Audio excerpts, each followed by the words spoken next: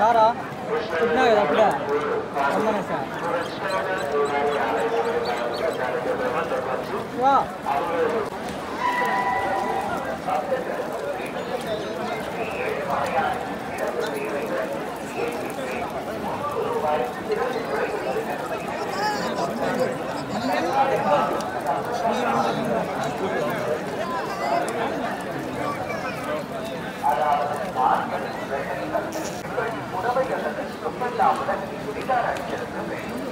அவ்வாறு இல்லாத பட்சத்தில் ஸ்ரீ ஏழுமலையான் சேவைகளின் பங்கேற்க அனுமதி வழங்கப்பட மாட்டார். தப்பதை பாலிப்பதை போராட்டத்தை புருஷரும்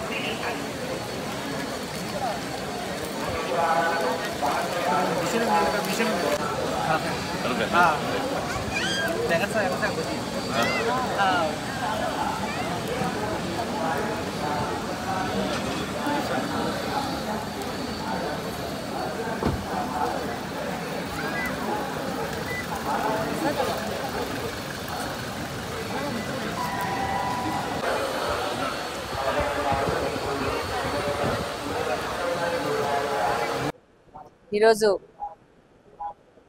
తెలుగుదేశం ప్రభుత్వము అధికారంలోకి వచ్చింది.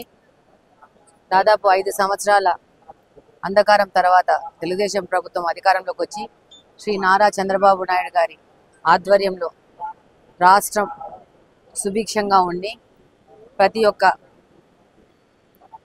ప్రజల యొక్క ఆశలకు అనుగుణంగా ప్రభుత్వము పనిచేస్తుంది.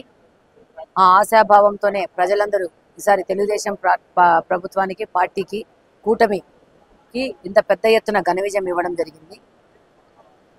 కానీ ఆ దేవుణ్ణి ప్రార్థిస్తున్నాను రాష్ట్రం సమృద్ధిగా ఉండాలని చెప్పి. అలాగనే మా కడప నియోజకవర్గం కూడా చాలా బాగా అభివృద్ధి చెందాలని పర్సనల్గా ఆకాంక్షిస్తున్నాను. అలానే దేవుణ్ణి అందరూ బాగుండాలని మొక్కుకోవడం జరిగింది. ఈరోజు ఎలక్షన్ అయిపోయినాక 1 సంవత్సరం తర్వాత తిరుమలకు రావడం జరిగింది. ఇంకా పాత ప్రభుత్వ ఛాయలు ఇంకా తిరుమల తిరుపతి దేవస్థానంలో ఉన్నట్టు అనిపిస్తూ ఉంది. దాదాపు ప్రతి ఒక్క వ్యవస్థను అవినీతిపయం చేయడం జరిగింది. అది ప్రస్ఫుటంగా కనబడతా ఉంది. దీన్ని పూర్తి ప్రక్షాళన చేయాల్సిన అవసరం ఉంది. ఈరోజు ఈ అవినీతి గురించి ఒక మచ్చుతునకి ఏంటంటే దర్శనం అయిపోయినాక ప్రసాదాలు ఇస్తారు. దాని క్వాలిటీ ఎంత దిగజారిందంటే నేను ఇప్పుడు ఉన్న అధికారులకు కూడా ఇప్పుడే చెప్పి రావడం జరిగింది. వాళ్ళు అంటారు మేము ఆర్గానిక్ ప్రోడక్ట్ వాడుతున్నామని చెప్పేసి. అంటే చాలా మంది దగ్గర ఫీడ్బ్యాక్ తీసుకున్నామని అంటే వాళ్ళకి బాలేదు అని చెప్తుంటే వాళ్ళు మనకే నచ్చజెప్పి పంపించే ధోరణి తిరుమల తిరుపతి దేవస్థానంలో ఉంది. అంటే ఈ 5 ఏళ్ల ప్రభుత్వం యొక్క ఛాయలు ఇంకా దేవస్థానంలోంచి బయటికి పోలేదని అనిపిస్తూ ఉంది.